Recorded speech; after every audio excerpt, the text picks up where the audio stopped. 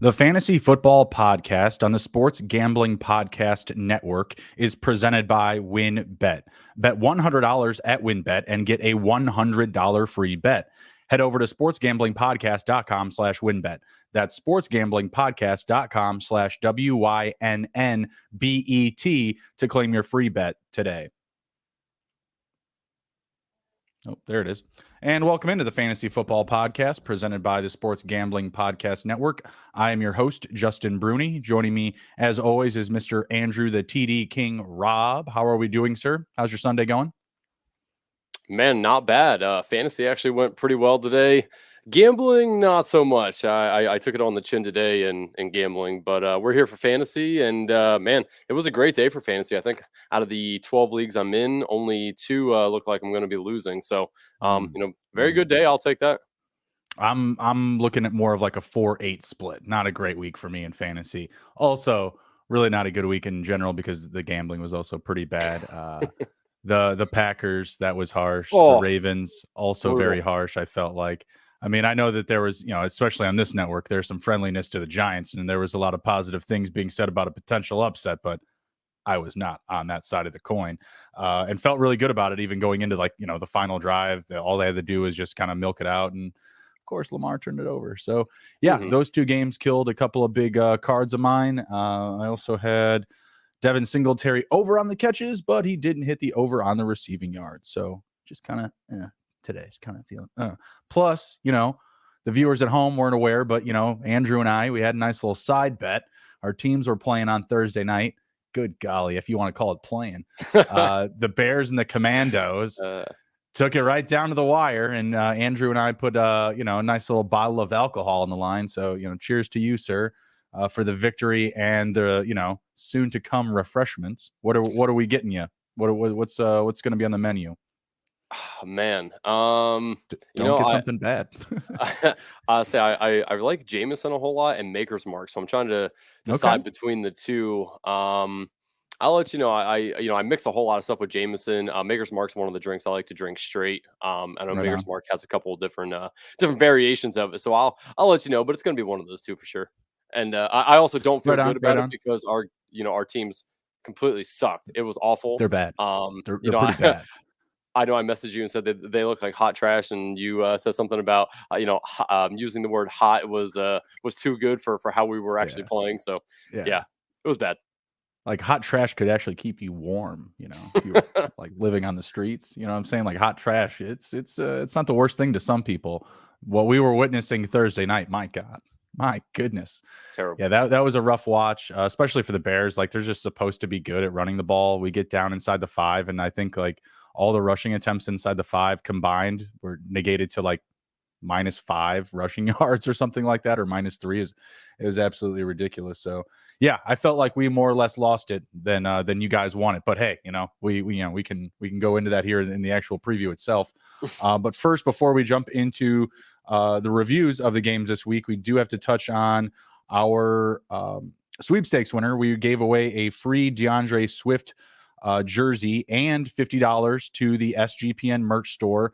That is going to RD487 at Fellas55 on Twitter. So if you are watching, you are the big winner of the YouTube contest. Congratulations. Nice. I will be sending you a DM on Twitter, so we'll get all the information that we need from you to get you that free jersey, get it shipped out to you, and get you the credit to the SGPN merch store.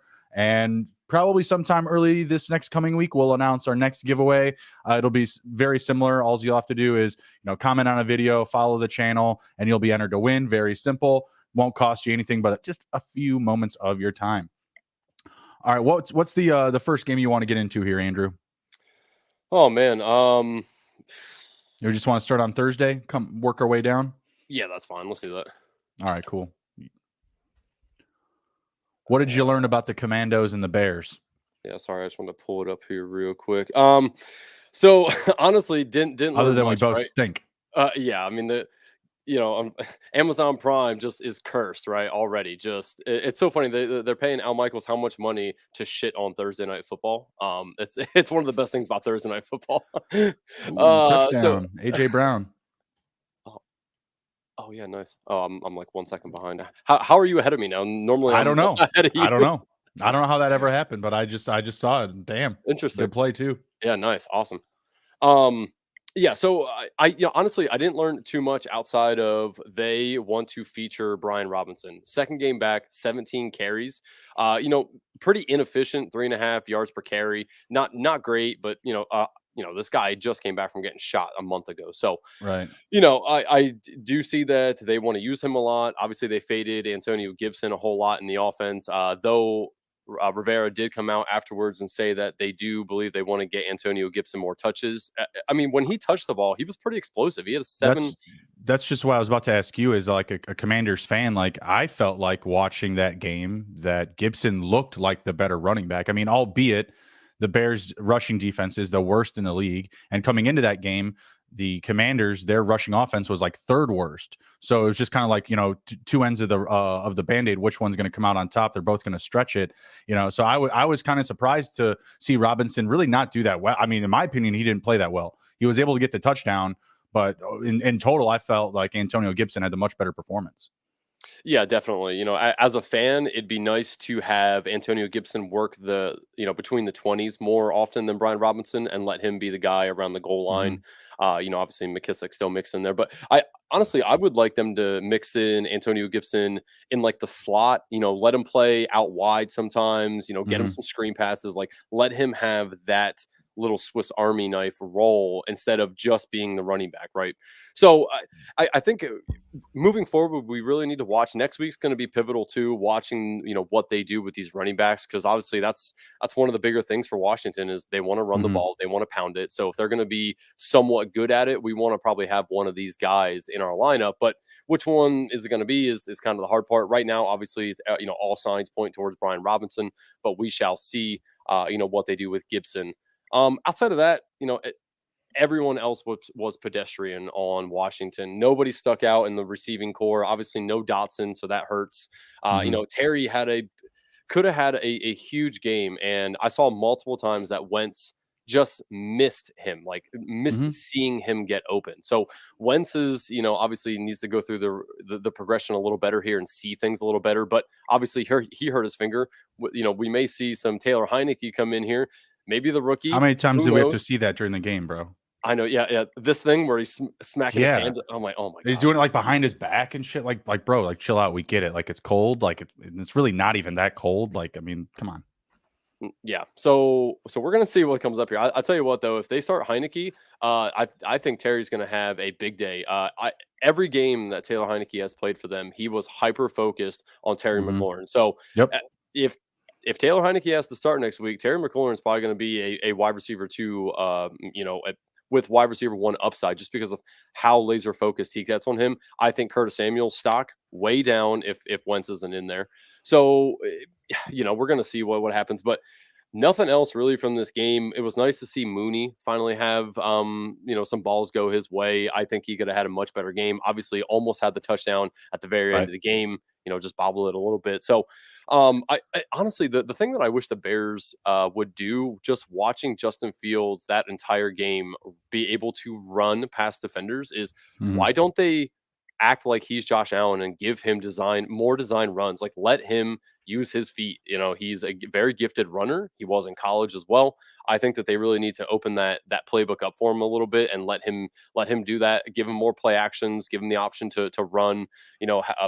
Throw it downfield more. I mean, hell, the touchdown he did have, he bombed it downfield while getting hit for like it was like pinpoint. Perfect placement in the back of the end zone. So I don't know. Right. I actually think Justin Fields played pretty decent, even though they lost the Hmm. game and they only scored 7 points. But I mean, with as much pressure as Washington was getting on him as well, he wasn't getting sacked and he was running the ball very well. So, it was nice to at least see as somebody who has a bunch of Justin Fields in best ball and in in regular redraft leagues. It was encouraging to see that maybe he has a little bit of a spark. So we'll see, moving forward what happens. But I mean, as a Bears fan, how do you feel Justin Fields was progressing? Because Kramer always talks about how he's not a whiteboard guy, right? He doesn't learn on the Hmm. whiteboard. Like as a Bears fan, you watch him every week. Like what do you feel is his biggest next step to actually become fantasy relevant again?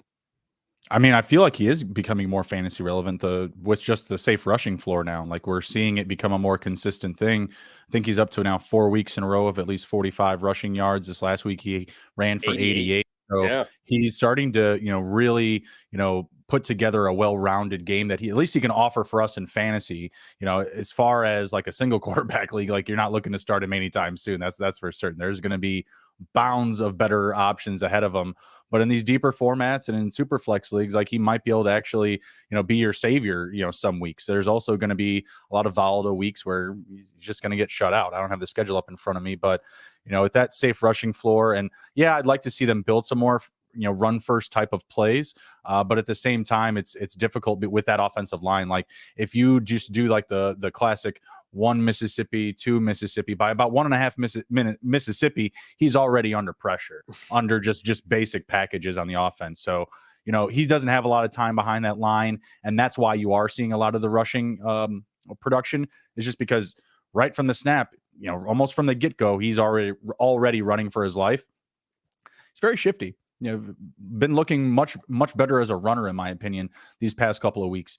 You look at that Vikings game where he had that 44-plus yard run called back. You look at the run that he got the touchdown on against the Commanders, and you're just like, man, this is like kind of Lamar Jackson-esque, right? Like we just need a Mark Andrews in the lineup, or just an A1 pass catcher. I don't think it's Darnell Mooney. Like last season in that Matt Nagy offense, I think that he was getting highlighted a lot more because the offense pushed for more downfield passing, less of protecting the quarterback and more of just, hey, we got to move the chains, and make, attempts at big chunk plays. This offense, as you and I like to say of our teams, very vanilla. This offense is very conservative. It's very much about running the ball, and that should protect Justin Fields. But more than likely, you're going to continue to see the 1-for-1 games, and maybe in a bit better week, he gets either 2 passing touchdowns or he gets the 1-and-1 plus the rushing touchdown. He's not a guy that you're going to trust to go out there and, get you 3+ total touchdowns, 300 plus total yards. I think he got close this week. Yeah. He had 190 passing and 88 on the ground. So almost there to 300, but that's, kind of like a higher threshold for him. It's not like a safe threshold. I would say like, 2 to 225 passing and 40 to 70, rushing on the ground is going to be his ceiling, plus the touchdowns. Yep. All right, what's the next one we got up? Let's see here. Ravens, Giants. Ravens 20, Giants 24. Giants just keep rolling along. 5-1. How in the hell are they 5-1? Like it's just how did they win this game? I got to pull up the yardage differential because it's just crazy. Yeah, 406 net yardage for the Ravens, 238 for the Giants, and they won by 4. Yeah. Like I mean, the Ravens were in control of this game the entire way through, and they just shit the bed in the fourth quarter. I don't know what happened. I know Lamar certainly didn't have a very good day for fantasy. Lamar's been kind of, a little bit in a lull these past 3 weeks. Do you feel like he's kind of like worked his way into like a buy candidate? Like people would be willing to sell him? I think it really depends on the situation. A prime example, I'm in a guillotine league and I drafted both Jalen Hurts and Lamar Jackson, hoping to be able to trade one of them. And I never got an offer that I really wanted, to sell Jackson for. But it's been, you said 3 weeks now of sub 18 points. I mean, he needs to do something about that. And I think next week's a good get right game for him against Cleveland. I think that he can run the ball pretty well like against this that. week was a great get right game. It's still the Giants. Like they're good. Like they've been very aggressive on defense, but the offense, another very vanilla, squad logistically. But yeah, I feel like their defensive side of the ball has just won them everything. Yeah, no Bateman again, and Wink Martindale, revenge game. He obviously was on Baltimore, so I think that really did affect Jackson. Is that he already the guy defending him already knew pretty much how to defend him, right? He knew his weaknesses. So, I don't want to criticize him too much for this one because he kind of was going against a foe that knows him pretty well. But I do think next week he can break out again and have a very good week. So I think that this is probably one of the last chances you can get to get Lamar Jackson at a fair price instead of having to pay, a king's ransom to get him. So if anybody's looking to do that, I think this is probably your last chance to really do it before he has another boom game. But again, I don't want to hold too much against him. He doesn't have Bateman in there. J.K. Dobbins looks like dog shit. They can't really rely on the run game. Hell, they had to bring in Kenyon Drake to have some burst behind Lamar Jackson. Like it just doesn't make any sense what's going on with the Ravens right now. I'm not sure what John Harbaugh is doing with play calling here.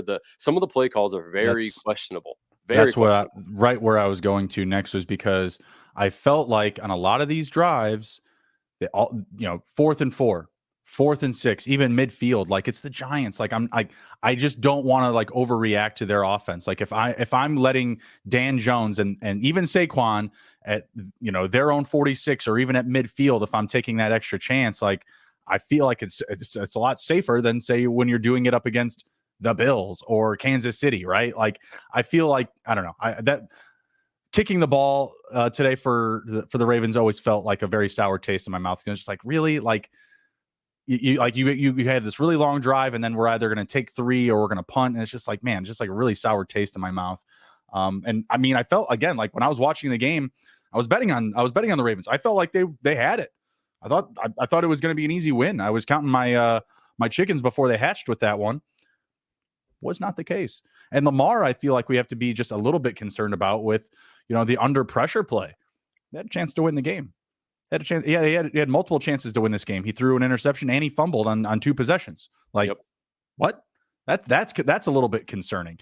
I don't know if like Bateman not being there is enough, because Devin Duvernay has been very good these past couple of weeks. Not in the equation this week whatsoever. Was not a part of the game plan. I don't know if that was by design, if Martindale took him out of the game plan, but whatever it was, like, yeah, the defense stopped him, but like by how much? Like, oh, we just got to hold them to under 450 all-purpose yards as an offense. Like, like we just said, like they out yarded him like what, by 160, 145. Like it's crazy. Yeah, I don't know. So again, I think Jackson is going to be fine moving forward. This obviously is a bad law for him, but right. I do think next week is a get right game for him against a division foe that he knows. So I hats off to the Giants, right? Like they're playing unbelievable with the worst wide receiver core in the league, by far for me anyway. Saquon's just putting the team on his back. Dan Jones is out there slinging the ball around. Obviously, fantasy purposes, nothing really to take away from the Giants outside of if you are in a league that tight end is premium. Daniel Bellinger. Obviously, had a pretty decent game for them as well. And, with nobody out there to catch the ball for the Giants outside of Saquon and Slayton, he's at least there. And obviously tight end, we all know is abysmal past the top 3 or 4 guys. So, just someone to kind of look at on the waiver wire, if you need some help there. Yeah, that's who I was going to ask you about. I feel like even in any league, not even tight end premium, I mean, is he an own option? He's got back-to-back weeks with touchdowns, led the team today in receiving with 5 catches. I mean, obviously that's going to go vice versa. Like Darius Slayton led the team in catches last week, right? Like who knows who's going to step up? They have Wan'Dale Robinson back now. He's healthy. But would you be willing to put Bellinger in your lineup going forward? I actually had him in a deeper league. I had him in my lineup to start the week, and then someone dropped Robert Tonyan, and I picked him up and dropped Bellinger and started Tonyan. Now that wound up working out. Obviously, Tonyan was very productive today, but man, that could have gone worse because felt really weird about it. Was seeing Bellinger go off. I was like, damn, like, well, what was I going to do? Keep them both? You know what I mean? Like, yeah. I think he's a go-get candidate. I wouldn't necessarily play him right away next week unless you have to, unless you're really, really needy at tight end. But he's definitely somebody to stash on your bench for sure and see what happens moving forward, because it's not like they're getting any better at wide receiver outside of, Wan'Dale. I mean, I don't really see who's going to step up and make any plays for them. So, yeah, definitely a guy I would probably target if you want a tight end, but I don't think I'd stick him in my lineup right away next week. Right on. Let's hit a quick word from the WynnBET sponsor, and we'll be right back after this.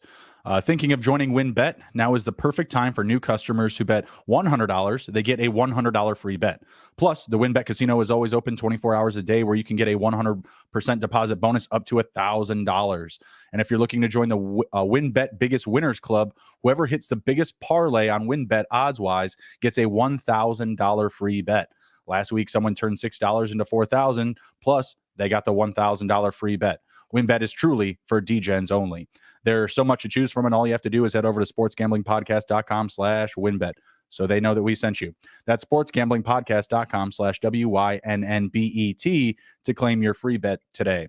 Offer subject to change. Terms and conditions at winbet.com. Must be 21 or older and present in the state where playthrough WinBet is available. If you or someone you know has a gambling problem, please call 1-800-522-4700.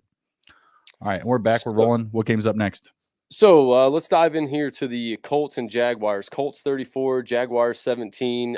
Pretty close game all the way till I think 14 seconds left when Alec Pierce had scored that touchdown. It was actually a pretty interesting game. I was keeping close tabs on this one because I had a bet on it, so I was keeping close tabs on it. And it was actually a pretty interesting game. Trevor Lawrence finally woke up, and to use a quote from Baker, looked like he woke up feeling a little dangerous today. He was making some plays with his feet. He looked like he had pretty good vision down the field. It was actually the defense of the Jags that really squandered everything away in my eyes. Right. The Jags run defense has been pretty good, and obviously, with Jonathan Taylor being out, they had Deion Jackson come in there and just rip him apart. Phillip Lindsay, had an okay day. It wasn't good by any means on the ground, but he was at least in there on a lot of the downs. So I did say Deion Jackson got hurt in the game. I'm not sure what exactly happened. I missed it, and then I just got alerted on my phone. I didn't really have any time to kind of look that up, but everyone keep an eye on that, because if he's now out, Phillip Lindsay's going to be the guy to back up, Hines and Taylor when they come back. So the whole rushing core of the Colts is kind of in flux right now, right? So this is definitely something to keep an eye on here. But hats off to the Colts, man. Like, no Jonathan Taylor. And what did they do? They're just like, you know what, Matt Ryan, you have not been passing the ball very well, so we're going to let you pass it a shit ton today for whatever reason. Michael Pittman finally woke back up again, 13 for 134 and 1.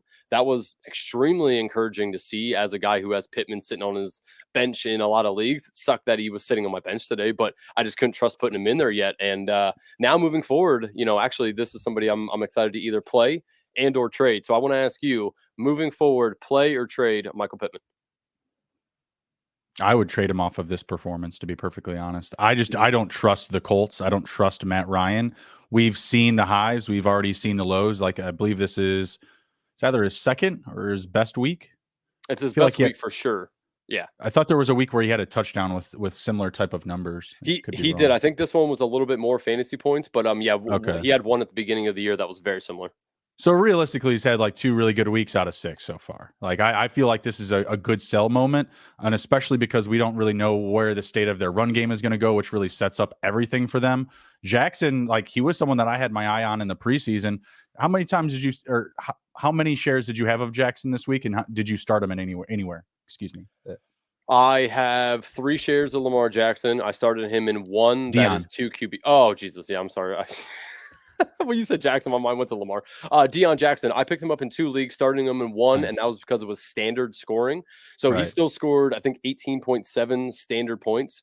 So I mean, very good. Like, Deion Jackson looked explosive, looked like he was ready to take on contact. He actually reminded me a lot of Frank Gore back in his prime, and it was awesome to watch. Like, he looked better than Jonathan Taylor running the ball behind this offensive line, which was very odd, because obviously Jonathan Taylor, similar back of, doesn't mind taking on contact, runs the ball very well. So it was encouraging to see Deion Jackson do what he did. And then, of course, he got hurt. So, all good things come to an end pretty quickly.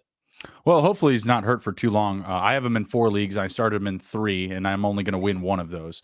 I was like this close to starting him over Aaron Jones today. I was just like, man, this guy's going to get used a ton. Aaron Jones is going to be, trying to play catch up with freaking, AJ Dillon. So dumb not making that move. But hey, you need a different brain for that. I don't know how you bench Aaron Jones for someone like that. But anyways. Yep. I did look it up here. It says, according to CBS Fantasy, it looks like he had a quad injury.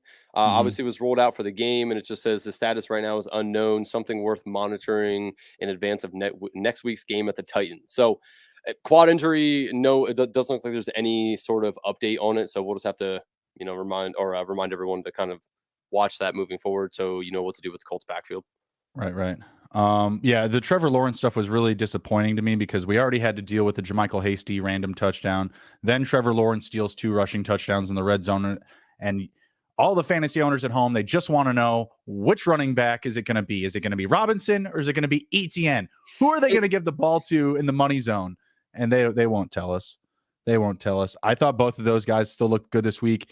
Etienne did look a little bit better. But at the same time, it's hard for me to like really, read the tea leaves in this situation because you had those 3 random touchdowns on the ground, go to places that they typically won't. Like Lawrence isn't going to rush for a touchdown or 2 touchdowns every week, right? Like they're going to use Etienne or Robinson. I still think that Robinson is a nice buy low candidate because he's still going to have that usage. He still led the team in carries. Obviously, Etienne's going to have the passing down upside. But even in previous weeks, we've seen that narrative not play out correctly. So I think, honestly, at this point, I'm good to buy either one because if one of those guys were to get hurt, it's going to be a great situation for the guy that's left standing for sure. Yep. Is Lawrence, in your eyes, still a matchup dependent kind of guy, or did he squeak his way back into the top, 15, 12 quarterbacks for you? No. He didn't do anything last week up against Houston. Like if he had, showed up last week like he should have and then put up this same performance, I'd probably, agree with that. But no, I mean, he's just inconsistent. Like last week's matchup was way better than this, and he performed, better in this situation. Were they? Yeah, they were on the road. Yeah. Mm-hmm. The last thing real quick is, and any concern with Christian Kirk moving forward, target wise and yardage wise? I mean, I know he got a touchdown today, but his yardage wasn't good again, second or third week in a row. So any issues there moving forward? No, Colts secondary is awesome. I don't believe that Stephon Gilmore's hurt. They got Kenny Moore.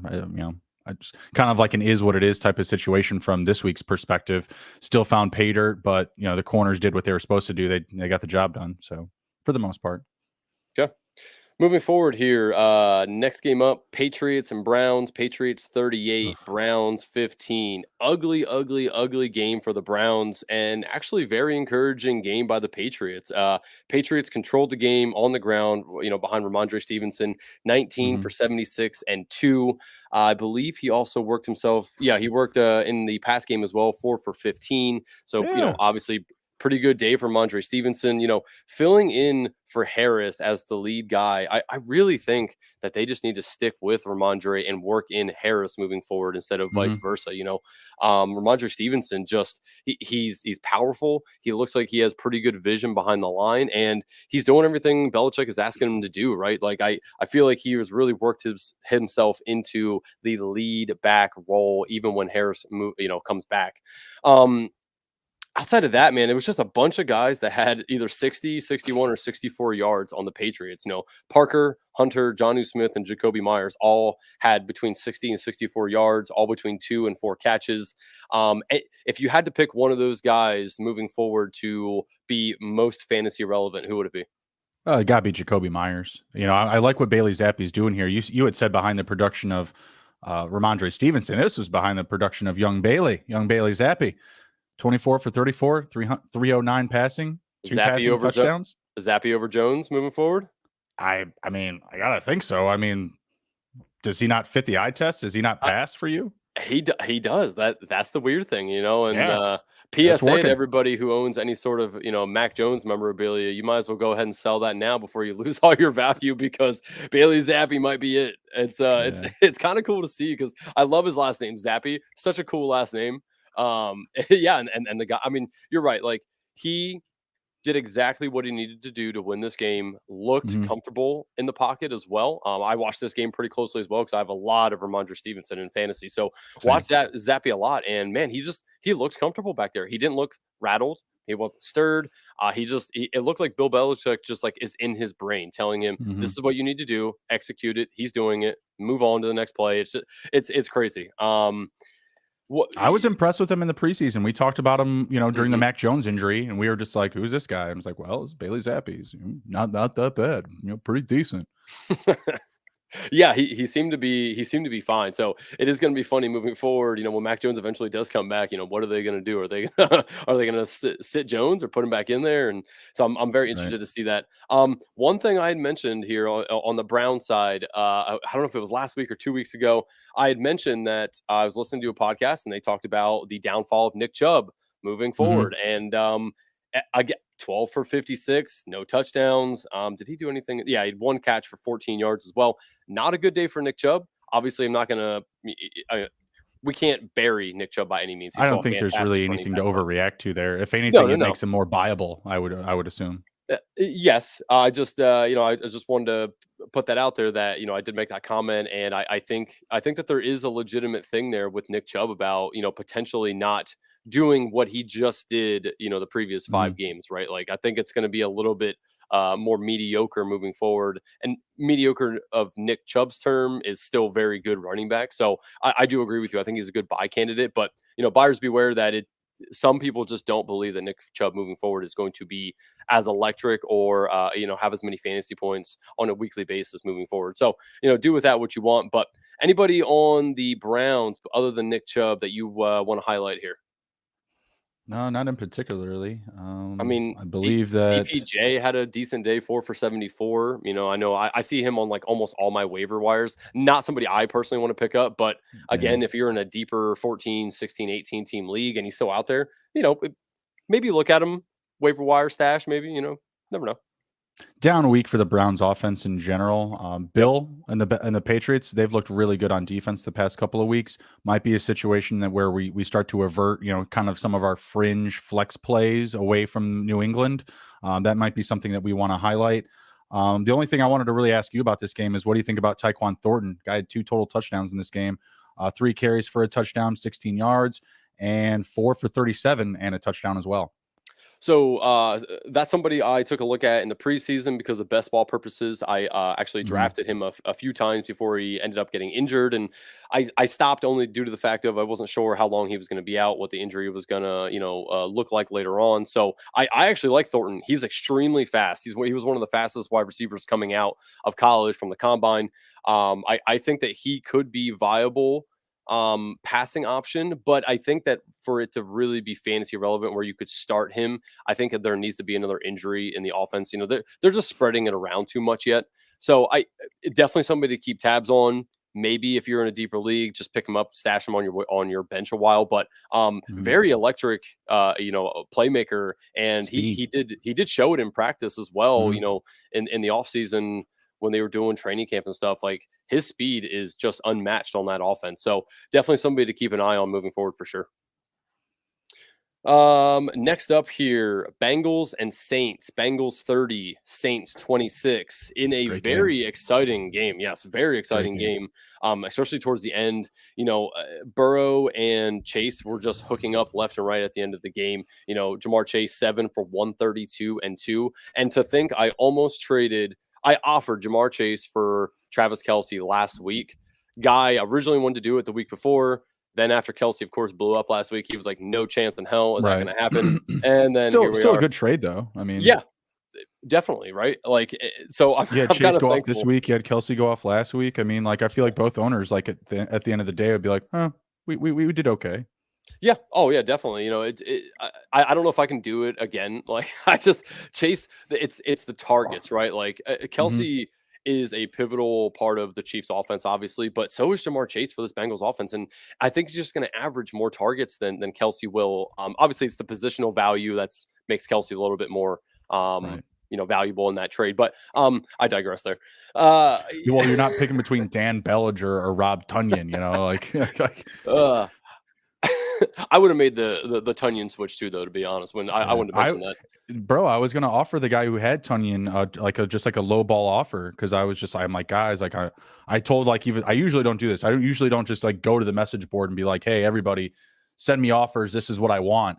And I needed a tight end. Like it's, I went from Cole Kmet to Ty Conklin to man, I don't even know who I had in last week. It wasn't something good though. Like just constantly shifting. And I've still won a couple of games. I'm like, I'm gonna be 2-4 in that one, but Hmm. still, like, having that Kelsey, having that Andrews, a couple of the other guys that you and I mentioned last week, like the Dallas Goddards or even the Ertz, just like it's a luxury to have this year. Oh yeah, most certainly. Um, so again, on the Bengals here, Burrow looked fantastic. Chase looked great. Mhm. Boyd and Higgins both, 6 catches. Boyd has 66 yards. Higgins had 47 yards. I know Higgins was a little banged up. True game time decision. So Mhm. I don't want to hold too much against Higgins because I think he was slowed up due to the injury. Obviously, that's kind Right. of why Boyd filled in a little bit more as well. So, Jamar Chase, I'm sorry, Joe Mixon, 8 for 45. They didn't really get too into the run game here. I think that they He kept had a getting. receiving touchdown though. He did, yeah. I was gonna say in the passing game, he 4 for 23 and a touchdown. So Joe Mixon Mhm. had a pretty good day. It was interesting though because they had been running the ball A lot. a lot. Yeah, I'd say at That least was like trying to his run the like ball a his lot. saving grace in fantasy because this is only like his second touchdown of the season. Hmm. Yeah, so it was just it was a little odd to me that they didn't want to run the ball because the game was pretty close throughout the whole game. So it's not like they were getting Right. blown out by any means, and just felt like they couldn't run the ball. So Well, moving forward, I wasn't Marshawn Lattimore out of this game. he was, yes. Yeah, I feel like that just lends a favorable hand to the passing game. Like Jamar Chase wouldn't have been able to do the same things that he did, 7 for 132 with Marshawn Lattimore in the lineup. I can't believe that would be the case. Hmm. So on the Saints side of this, Alvin Kamara had a pretty nice day, 19 for 99. Right. No touchdown, unfortunately. Taysom Hill came back down to earth, 5 for 39 rushing. Did he do anything? I Yeah, he feel had. like it's not even like a coming down to earth thing. Like this is just what you're going to get out of Taysom Hill is you're going to have the high highs and you're going to have the low lows because there are some teams that are going to be able to combat his skill set and just others are just going to be, staring at each other saying, "What position is he playing?" Yeah, I just saw, of course, the Twitter people come out of the woodworks and they're like, man, Taysom Hill, we're always gonna get we're gonna get a touchdown every week with this production. Like it's just No, you're not. it's not gonna happen, right? Like I saw a ton of people start Taysom Hill at tight end this week who had Kyle Pitts Yeah, that didn't play last week, who had right. Irv Smith, chose to play Taysom Hill over Irv Smith. Just different decisions I saw that all were Taysom Hill, filling in for whatever tight end Mhm. they originally had drafted or picked. So definitely interesting moving forward. If Taysom Hill goes out next week and has 2 touchdowns, right? Is Right. he then a sell candidate for you, or are you just He going to should hang already on be a to him? sell And candidate. He was a sell candidate after last week. It's no, just like definitely. I'm not in the school of thought that what he's doing, especially in the high weeks, is sustainable season long. It's just not. Like there's going to be some weeks where you're either plugging him in based off of your roster. You're just like like dude, there's some leagues this week where I had nobody. There's no one on my bench. They're either hurt or they're on bye, right? And in those type of weeks, in those type of situations, yeah, why wouldn't I throw Taysom Hill out there? What's the worst that can happen? There's no one on the waiver wire that's going to, have an opportunity to even get those types of touches. It's just a matter of the fact that some weeks he's going to make you eat crow. That's just what it is. You have to pick your spots. I was talking to somebody about this from a DFS perspective the other night, and they said, well, when you look at him as a cost standpoint, he costs just as much as like the guys like Mo Alley Cox or like the low end tight ends, right? Like he doesn't really cost that much. So why wouldn't you expose yourself to a little bit of that risk? Because if you're playing the tight end game and you're constantly picking guys up off the waiver wire, one week where you need someone to boom, yeah, that's a good play.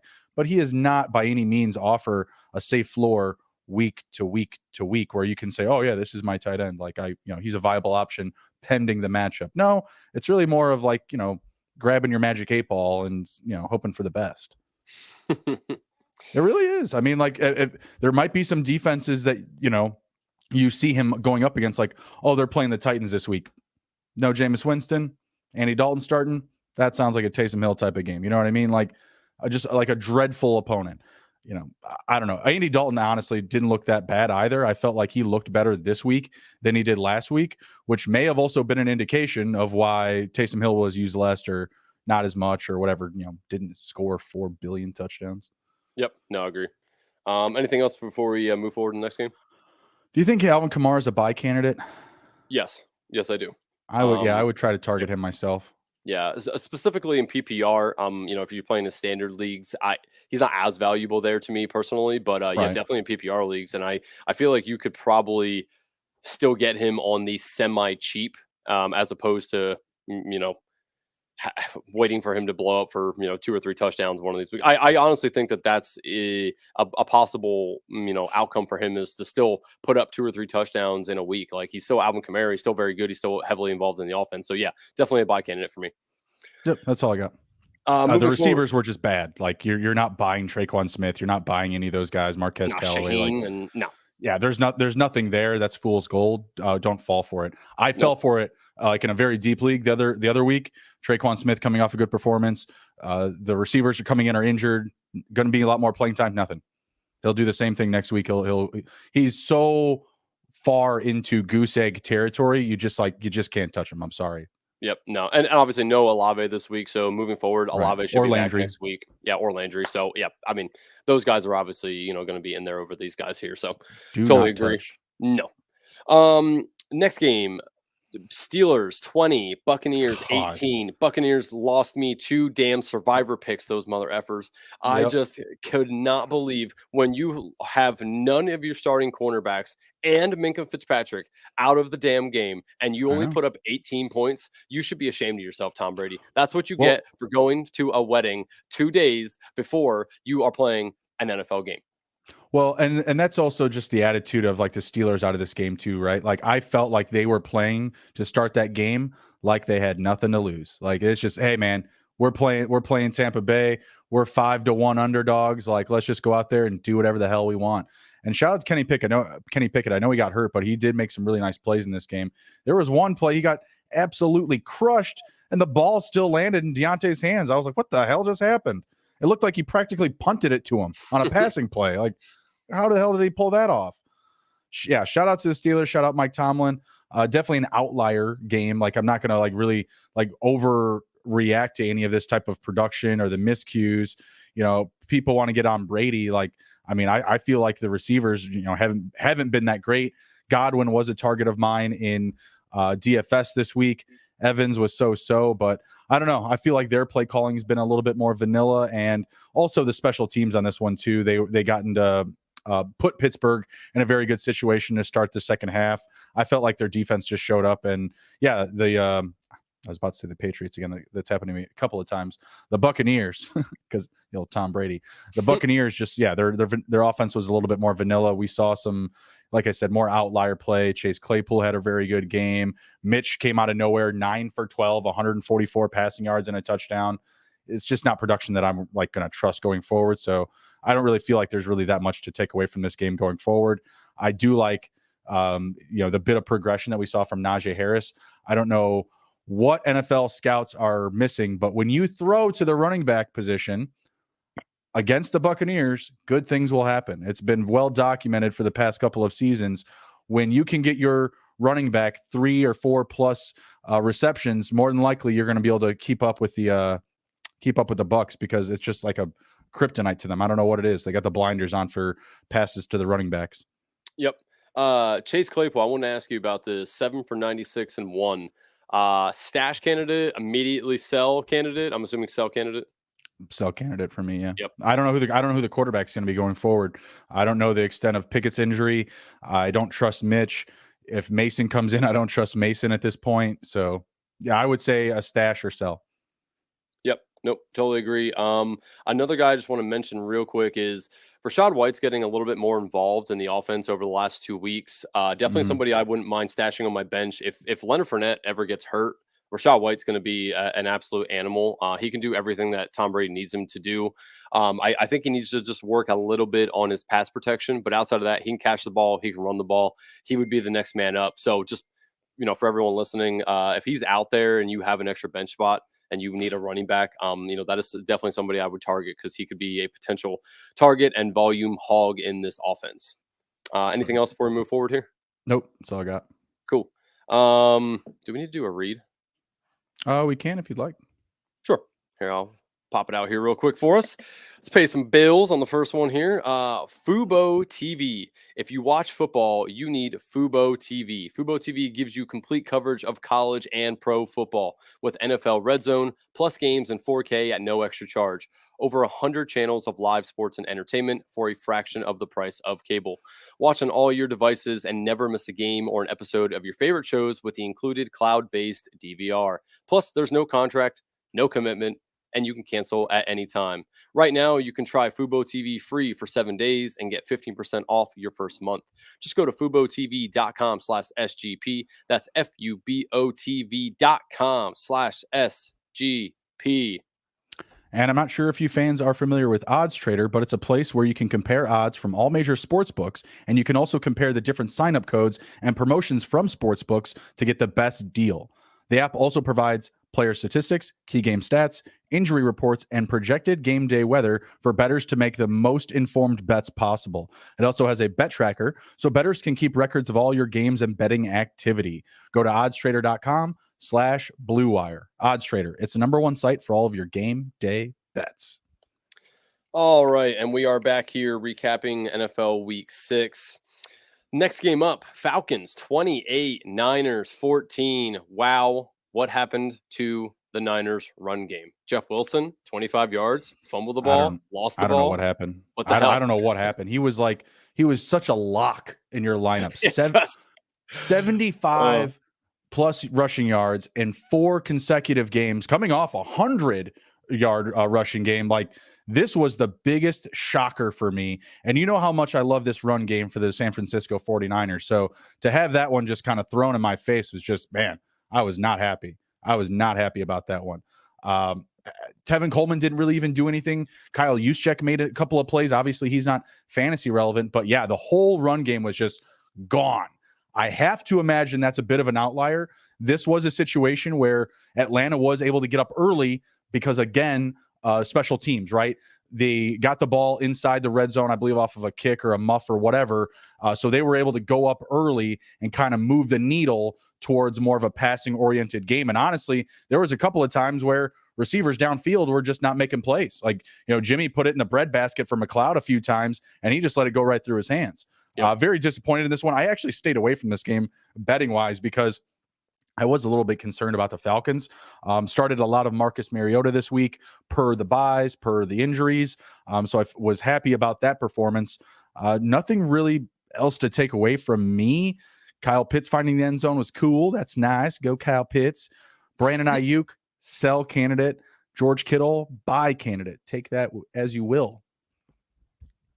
Yep, nope, totally agree. That was my #1 note was Ayuk, get him off your team, sell him immediately. Not going to happen again. It's so. I mean, I know you touched on the Jeff Wilson thing, but man, so disappointing. Just prime opportunity for him to have a huge it the fumble? game. Was it me? Was it the fumble? Like, did you? Yeah. But then they gave him touches later on. Like, that's the thing, is just like, I would love to know the equivalency of the doghouse itself. Like, once you're in there, like, is there a window? Is there a feeling like we're going to get out? Is it lock and key type of situation? Is it a trap room? Like, how do we get back onto the field? Because I felt like it was so early in the game. Like, this guy's done so much for you the past month with Elijah Mitchell gone. Like, it just didn't make sense to me. Yep. Yeah, no, I'm not 100% sure, but it did seem like once he fumbled it, he was in the doghouse a little bit. Obviously, they were behind, and then they just started to throw the shit out of the ball, which obviously is not Jimmy Garoppolo's game. That is not what they want him to be doing. I did feel like it was a little early for them to give up on the run game, but I'm not Kyle Shanahan, so God knows what he was thinking. But, I mean, They only had, 16 rush attempts. Like, for a Kyle Shanahan-led offense, it should have been closer to 30, and it's at 16. It's just I agree. Yeah. I felt like this was still a mismatch for the Falcons here, but they're playing at home, and I feel like, the coast-to-coast stuff, there's something there with that, whether it's just the preparation, maybe, the Atlanta strip clubs, Jimmy don't mess around. He's still that dog. And he's got really no loyalty to the 49ers, so I wouldn't be surprised. I posted this thing on, who is it? Devin Asiasi. I'm like friends with his dad on Facebook randomly, and he posted a selfie of him and Hunter Renfrow quoting Hunter Renfrow saying that Jimmy's got the clap and fuck the Golden State Warriors. I was like, that is very random, Mr. Asiasi. Oh my God. Yeah, so random. Yeah. Journeyman tight end's dad taking selfies with Jesus. Third and Renfro. I mean, the quote was obviously what made it special, but oh my God, interesting. Yeah, that made me laugh so hard. But yeah, I don't know what it was. If it was you know, the breakfast at the hotel or just the lack of preparation. You know, Jimmy 29 for 41, the 2 interceptions, you know, pretty kind of, I feel like kind of normal for that volume. You'd like to see him be a little bit safer with the ball, but hey, he turned the ball over twice. He didn't get sit down. There's no doghouse for him. Yeah. Boo. Yeah, I'm not going to hold the run game against them too much. You know, again, they were down in the game. I understand that they had to pass it. I think that they gave up too early on it, but nonetheless, I think moving forward, obviously, you know, Niners always have a good rush offense, so I'm not going to hold that. I do want to see them include TDP at some point. I do believe that they liked him in the preseason a lot, and you know, again, I know he was I'm not sure, was he a healthy scratch or he just didn't get any plays today? I know he's healthy now. He is healthy. I don't believe he was on the field though today. I felt like he was a healthy scratch. Okay, so I would like to see them, you know, include him a little bit behind Jeff Wilson moving forward, but we'll see what happens there. Tevin Coleman, you got to talk to him, man. God, yeah, Tevin Coleman just needs to just leave the NFL. Some of our listeners may need some running back help here, and moving forward until Patterson gets back, do you trust Huntley or Algier more? Neither. I mean, stay away. I mean, I guess if you're like in desperate, if you're in desperate dyers, I go for the one that's the cheapest. Like, don't spend anything on either of them. Get the guy that's free. I don't think you can really go wrong either way. They're gonna split it around. It's about as even as you can get. Caleb Huntley's 59, Algier 51, Mariota least amount of rushing attempts with 6, 50, and the rushing touchdown. Like, you're not going to know where that ball is going. I mean, and then you'll have Avery Williams come in and steal a touchdown that week that you picked up one of those guys. Like, if you want to target them, that's fine. Just don't overcommit, don't overspend, get whoever is free. Also, if Avery Williams is free, don't get him. That's me saying that he was going to score a touchdown is not indicative of his true value. So I would suggest to stay away. But yeah, like 14 team, 16, 20 team leagues, like those are probably, you know, some problems you have to kind of go over. Like if you're willing to, you know, if you have to take that risk. Yep. All right, moving forward here. Next game, Jets 27, and yes, the Green Bay Packers 10. Green Bay, obviously not very good against New York teams, losing back-to-back weeks against the Giants and the Jets. Only putting up 10 points with Aaron Rodgers at the helm is not going to cut it. 3-3 now are the Green Bay Packers. And Justin, let me ask you, how on the worryometer here, how worried are you about the Packers offense? I'm very worried about Aaron Jones, man. Like, it's very, very discouraging watching him play. Not even watching him play, just watching who gets the touches.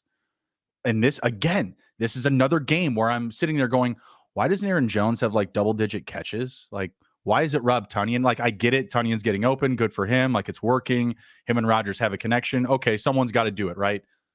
But why isn't Aaron Jones just being used as a receiver? Why is he not getting that CMC, that Alvin Kamara type, Saquon Barkley type of touches? Like, why are they not building that for him? No, he's not. He can't be the highest paid player. He's got to be the highest paid position player outside of Rodgers, though. Probably, yeah. I would imagine so. All the receivers, running backs, and tight ends, probably just as much as one of those linemen as well. I just don't understand the investment. It's almost like they wanted to sign him so that someone else couldn't have him. Like, well, you're not going to go somewhere else and have a good time. You're staying here, pal. And by the way, you're working for less. It's less work, more money. Like, I don't get it. I don't get it. You know, if you want to move on, that's fine. Why not trade him for a receiver? Why not make a move? Why not trade him for DJ Moore? Obviously that wouldn't work because, you still got CMC there, but word is, CMC could be on his way out the door. So we'll see how long that lasts. Well, that's what I'm saying. Like, maybe CMC leaves and they need a running back. Okay, cool. DJ Moore for Aaron Jones. Obviously that's a weird trade. That's more of like a fantasy trade, not really like something you'll likely see happen in the NFL, but you know what I mean? Like, I just don't understand the concentration of their offense. You and I are saying our offenses are vanilla. This Packers offense is just as vanilla, you know.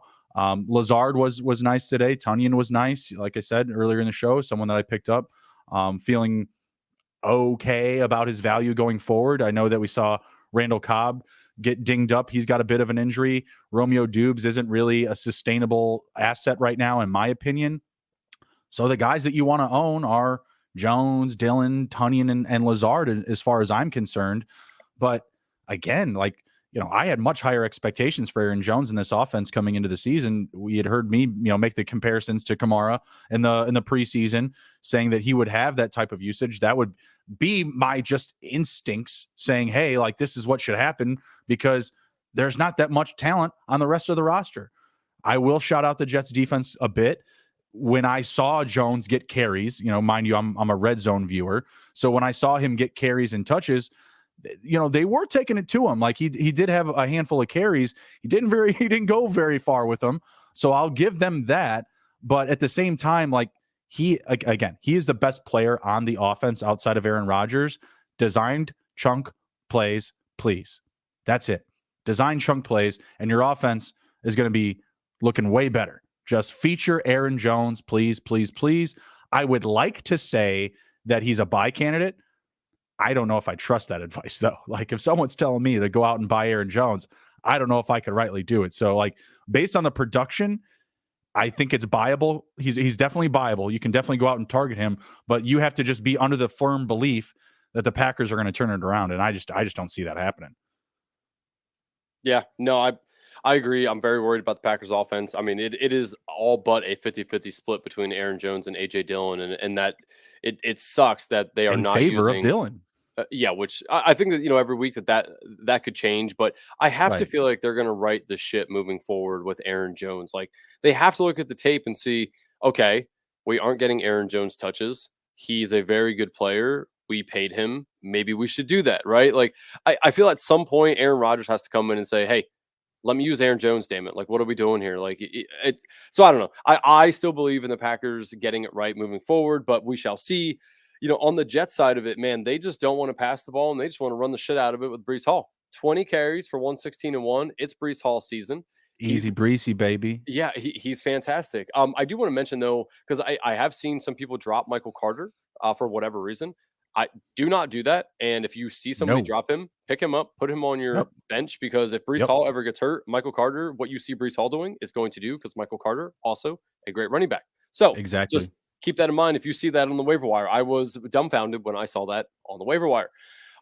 Receiving want nothing to do with really any of the Jets wide receivers. I had high hopes for Garrett Wilson, and I still do moving forward. But you're telling me you don't want Braxton break the bank Berrios? What did I tell you it would happen?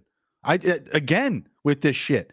He is to what Tyler Conklin is to Joe Flacco. Like, I don't know. Like, I was talking to my wife. I was like, something's going on with these two, with this Berrios character and Zach Wilson. She knows nothing what I'm talking about. And she said, maybe they're lovers. Like, you know what? That's a very good synopsis.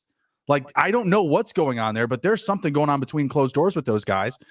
I need to go back and look it up. Like, how many of Wilson's last, like, previous, I don't know, like 5 to 8 starts, how many touchdowns Berrios has in that range? Like, Berrios had a good end of the last year. I remember. I was starting Berrios in like the fantasy playoffs last year. It was ridiculous. He had, I believe, a touchdown in the fantasy championship. Very similar play to today, I believe, a little end around reversed. It's garbage. It's what it is. It's garbage. Yeah, it's just hard to trust any of them. So I don't want to deal with the headache personally, really, with any of them. And man, just what a letdown for Elijah Moore, man. Like, before the season, I had such high hopes for him, and just hasn't done it at all this year so far. So how the mighty have fallen. Anything else you want to touch on before we move on here? Yeah, in return leagues, where you get return yards, go pick up Berrios. I guarantee you run the numbers on return yardage plus his just like basic ass production. It's worth it. I guarantee it. You hear it here, people. Who else is talking about Braxton Berrios on their fantasy recaps? I've been doing, dude. I started this trend a couple of seasons ago with just prop betting, because you would just get these crazy odds for him for anytime touchdowns or like over 16 receiving yards, and it's just like, oh my god, this This guy's just profit. It's stupid. I'm going to see you with a Barrios Reynolds 2024 shirt soon. I mean, I'm not going to lie. Like the Barrios drip, give me like the full green or maybe the black. Barrios in black. Yeah, I take that. Josh Reynolds jersey. I'm good. I'm good. I don't need Detroit jerseys. If I'm going to get a Detroit jersey, I'd probably get a Mon-Ra. Clean. Sun God. Yeah, exactly. Moving forward here, Minnesota Vikings 24, Miami Dolphins 16. Actually an interesting game. I know it was kind of lower in scoring, but the game was very interesting. Obviously the Dolphins wide receivers balled out once again. They did this week 2 or 3 where they both just went off and happened again. I think that we're going to get that, right? Tyreek Hill, 12 receptions for 177 and nothing.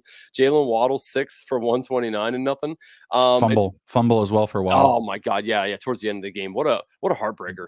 That was a bad play. That was all on him. Yeah, 100%. He went over and I saw him slam his helmet about as hard as I've ever seen anyone slam it on the bench. And, for good reason, right? As like he kind of pissed the game away. It sucks for him, like, because he had a good game going and, the fumble the ball away and kind of lose the game. It does suck, but it is what it is. But for fantasy purposes, both of them fantastic. Mike Gesicki, random 2 touchdown game from Mike Gesicki. What say you with Mike Gesicki moving forward? A buy candidate at all, or still just let it out there? I could be wrong, but wasn't Durham Smythe out snapping him for most of these games? I'm not close to either situation. I sold off of my only Gesicki share in the offseason. Yeah, I do believe so. Up until this game, I believe he was out snapping him. Obviously, this game was a little different, but hold on, I'm just looking at the snap counts. I was trying to find it here. Yeah, obviously, it just very weird to see him get 2 touchdowns, and they were both, I believe, late in the game. So nothing to overreact to there. Definitely don't go. It's going to be difficult because we don't know what's going on with Tua. Like they said that he cleared concussion protocol. So did Teddy. Obviously, Teddy played, but they held him inactive. So my thought is that he could be back next week, but I still feel like each one of these guys, even Thompson, they're one hit away. Like they can't protect these quarterbacks. I don't trust anyone in this situation. Shout out to Tyreek Hill, man. I'm feeling really dumb for trading him now. The dude's just safe with these bad quarterbacks. I did not expect that. That's for sure. And that was much more of a surprise, but it's very difficult when you and I talked about this several weeks ago, probably closer to the beginning of the season. They're running the record amount of curl routes. Like that's all that they're running. So honestly, like it's very difficult to defend. Like, how are you going to stop? You're going to create a web around Tyreek Hill. You're going to get like a 4-man zone around him at all times. Like it's not going to be able to, you're not gonna be able to keep up with it. So his production almost feels sustainable. I just don't trust the quarterback situation there whatsoever. I still want off all my Dolphins. I still want to get them off my teams. Yep. I did want to mention Chase Edmonds, definitely a drop candidate. You can drop him. Mostert has taken over that role. Wasn't very good today, Mostert. But the last 2 weeks he has been. So I would definitely hold on to Mostert, but Chase Edmonds is a drop candidate for me. Vikings, Dalvin Cook was very pedestrian up until about the 4th quarter of this game. Then he broke one for the touchdown. That was 50-something yards. He had 70%. He was doing absolutely nothing, by the way. You put it very kindly. Like he was doing absolutely 7 for 18. Yeah. Catch? He had 70. I think it was 72% of his yards came on that touchdown run, the 56-yarder. So it was mercy. Yeah, Dalvin Cook saved his day with that long run there. Justin Jefferson, though, another great day. Adam Thielen just continues to hang around with the touchdown. Again, I'm not an Adam Thielen guy. If I was an owner of him, I would sell him on this production. If you can, that's just me. I don't like Adam Thielen. He's on the wrong side of 30. I've listed it before. I just don't like Thielen. My preview show yesterday, me and my guest, we both had it as the Adam Thielen, Irv Smith day. Sure as shit. They both found the end zone. So we're feeling pretty good about that. And I felt like it was just the matchup. Like I felt like early on in that game, there would be that focus on JJ. You would still see a good focus on Tyreek Hill. Tyreek Hill's touchdowns, I feel like, are going to be very difficult. Like I feel like I would actually almost take Tyreek Hill to rush for more touchdowns the rest of the season than to receive. Because I feel like that's going to be the most likely way for them to really like get him in there with, the most efficient way anyways. Like I don't know about any of these guys thread the needle in the red zone. Anything else on this game here that you want to talk about? Kirk Cousins had an okay day. I think he's smelling himself now that he wears all that jewelry. But you know. I guess He just looks like it was, such a dad, by the way. yeah. It looks like fake jewelry, and like he's just rocking like for a Halloween costume. It's hilarious to see. Moderate game from him. There's nothing really to overreact or react from Cousins. He's going to stay in that quarterback like 9 to 12 range pretty much every week. Yep, it's going to be it's kind of hard for him to go above that unless they've got like a really good matchup. Right. Let's answer the question here. I can't. Is it Vision or Vizian? One of the two. It doesn't matter, but we can read the question. Yeah. It says, what do I do with Hollywood Brown since D-Hop is coming back and his ankle injury he had today? I feel like his production will decrease. What do I do? It's going to be very hard to sell him right now. I'd probably just hold and wait for a good game. Yeah, if he gets good news on the ankle and it's not really a concern moving forward, I'd probably sell him with D-Hop coming back. But if his ankle injury is going to keep him out, it's going to be hard to sell him. You're probably not going to want to sell him for what people would offer him for. So completely agree with you. Hold him until another good game and then sell. Yep. All right. Moving forward here. Next game, Rams 24, Panthers 10. Not a very good game to watch. Matt Stafford looked like dog shit until the third quarter. Then he kind of woke up a little bit. I don't know, man. I don't really know what to say about this because the Cam Akers thing came out on Friday that he had personal issues going on and wasn't going to play. So enter Darrell Henderson into the lineup. Darrell Henderson, 12 for 43 and 1. Good day for him with the touchdown. Without the touchdown would have been terrible. So I can't advise people to start Darrell Henderson, but you kind of have to by default because there's a couple running backs on teams that you aren't going to want to start, i.e. Falcons. So Darrell Henderson might just be in your lineup per default, right? Cooper Kupp, fantastic day. Allen Robinson finally saw the end zone with the touchdown as well. I would sell Allen Robinson if you can, personally. Agreed. And Matthew Stafford, again, like somebody you just can't trust. And, Kramer and Sean talk about it all the time, right, on the regular sports gambling podcast show. Every week you can bet on Matt Stafford to throw an interception and it hits. I think this week it was like minus 120 for the odds. Like, it's just crazy that this man throws an interception every single game. Just insane. Panthers put Christian McCaffrey on display today, giving him the ball. He had 20 total touches. Had, let's see here, 13 for 69 and no touchdown on the ground, 7 for 89 and no touchdown through the air. I do really think that he is going to be traded. Who do you think gets traded first, McCaffrey or DJ Moore? Can they both go to the Cowboys? Oh, please. No. Absolutely not. They're not going anywhere near the Cowboys. That would be great. You get Zeke in that trade? And then Zeke can just go to die in Carolina. Just no. I just can't have that. Just can't have it.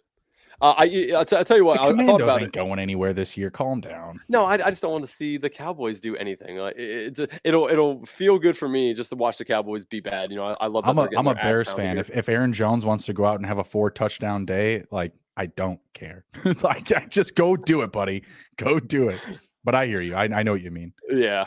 So I thought about it today, right? I think DJ Moore, best fit for him is the Packers. I would love to see DJ Moore go to the Packers. That would be fantastic. That would be good. There's so many spots where I could see him working though, because his game just translates to so many of the playbooks in the league. Like I could see him working out really well with the Rams, with Kansas City, with Dallas even.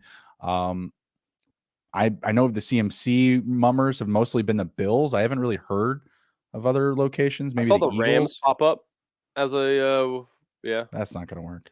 No, I mean, unless they get rid of Cam Akers, then enter in Chris McCaffrey. Man, what a swap. Yeah. Oh, golly. Plus 7 first-round picks. Like from 2034 to 2041. Oh, my God. Like, what the hell? How did they do this? Like, no, I don't know. If Dolphins would be interesting, too, for him, McCaffrey. Dolphins would be terrible as well. I would hate to see CMC play with Tua. Oh my god. Oh my god. I don't know what'll happen there. I mean, obviously that's all conjecture from us. Like we have no insider information. It's more of just like a wish list. Yep. But there's plenty of teams that would be just fine adding DJ Moore. I guess I would say it would be more likely for him because eventually you got to open up the bag for CMC. He's going to want to get paid. Yeah, I think the Bears could use DJ Moore right there. Yeah, we could. Believe me, I'd give up a first. The I'm just Panthers kidding. are I want to just give up a first for wasting. CMC. They are wasting DJ Moore 3 for 7 again. Just wasteful. I cannot believe that they just don't know how to use DJ Moore. Like, just it is infuriating to watch. Absolutely infuriating. We'll give him Jalen Johnson, David Montgomery and a first for CMC and DJ Moore. Oh, geez, yeah, man, they're suckers for DBs. They're suckers. That's your wet dream. Oh, it would be. Yeah, it would be. I mean, I would. Yeah, I'd muddy the sheets for that for sure. Yep. Outside of that, the only other thing I wanted to mention real quick is Higbee had a down day. I'm not going to overreact to that. He's been extremely involved, so don't overreact to him only having 1 for 7. I still feel fine with Higbee moving forward. I didn't even know he had the catch. I thought he finished with a goose egg. No, he had 1 for 7. He's just very bad day. They barely targeted him as well, and I don't see that being the trend moving forward. He's been very involved in this offense, so just a down day for Higbee here. I think I'm going to win a matchup with him in the lineup. Yeah. Oh, wow. Look at you. Yeah. In my flex. Yeah, my big flex plays this week were Higbee and Chef Wilson. Mm-hmm. Ouch. Anything else here before we move forward? No, I hopefully don't want to overreact to Tyler Higbee, but that does concern me still. But I think we give it another week before we make any drastic changes. Yeah, definitely. I mean, he's been, I think he's 4th or 5th in the league in targets at the tight end position. So I don't want to overreact to that, right. on the down day here. Precisely. Moving forward, what I thought was going to be a barn burner turned out to kind of just be a stinker here with the old Seahawks 19, Cardinals 9. Justin, what say you? What surprised you in this game, and what was spot on for your analysis here? I had it as a higher scoring game, so I really didn't have anything right about this game other than you were supposed to start Kenneth Walker at all cost. That's pretty much it. I mean, I felt like Geno Smith kind of left us wanting more with what we've seen so far. Same thing went for Metcalf. Same thing went for Lockett. Yesterday on the preview show, we hit the under on the Lockett, so that was correct. He had a really high total. It was a big overreaction by Underdog. They had his fantasy point total up to 14.75 after last week's performance. So that was kind of easy money. Just a disappointing game. I mean, to that same breath, Benjamin, we expected more, right? 15 for 37, not ideal when you probably broke the bank in consideration to your FOB budget, right? So mostly just a disappointing game. I feel like I'm ready to sell Kyler Murray.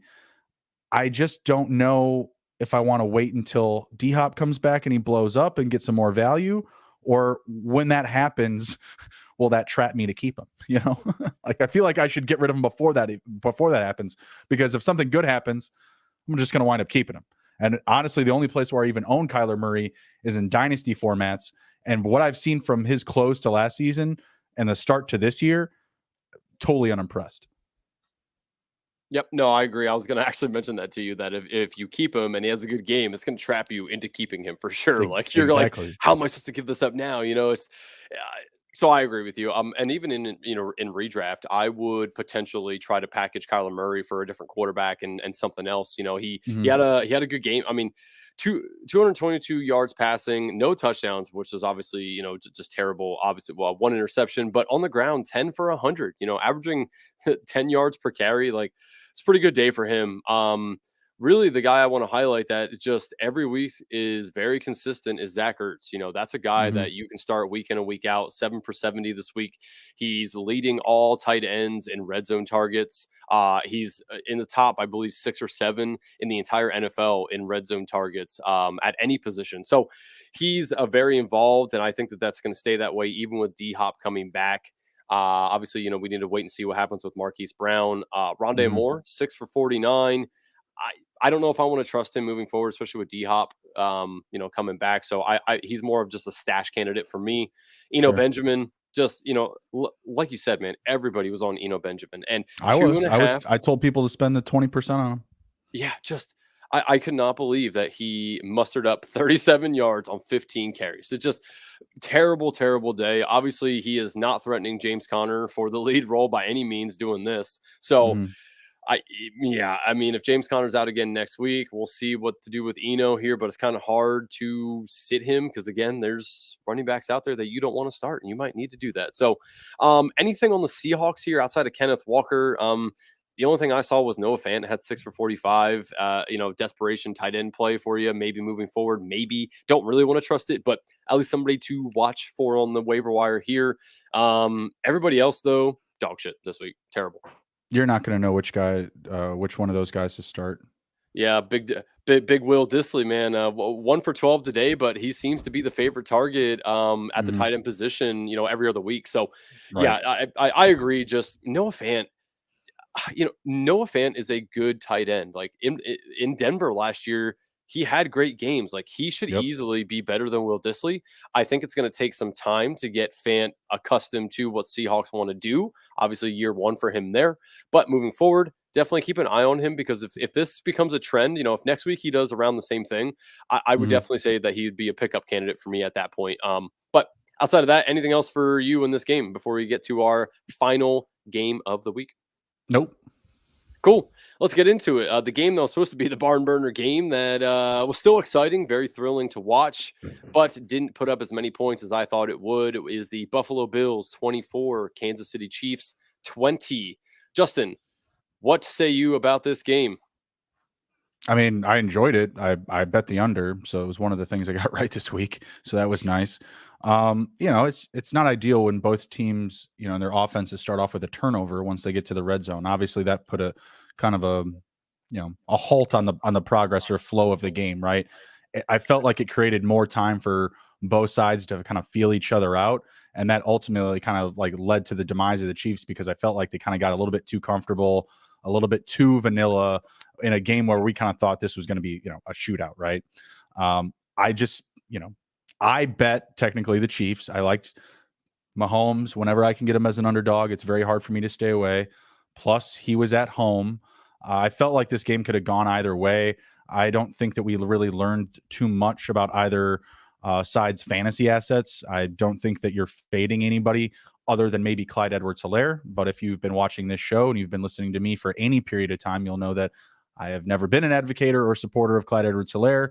This was kind of the cliff that we were waiting, to approach. In matchups like this, it's concerning because I feel like against these good defenses, he should be, game scripted. Like there should be a narrative where he can get, 20 touches combining from the ground and the passing game. I don't believe he recorded a single catch. It's not ideal for his skill set, in my opinion.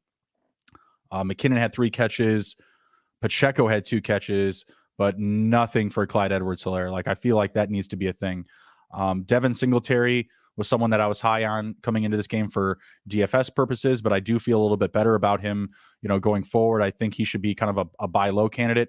Stayed out of the end zone this week, so that should help you when trying to buy him, when trying to get him onto your roster.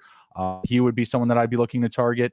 Dawson Knox in some very lower leagues, like 10-team leagues, he might be available on waivers. Had a nice play to win the game for the Bills. Could be a nice piece to stretch out to the rest of the season if he was somehow dropped. So he would be someone that I'd be interested in as well. Juju had a nice game, best game of the season. Sell candidate. What do you think?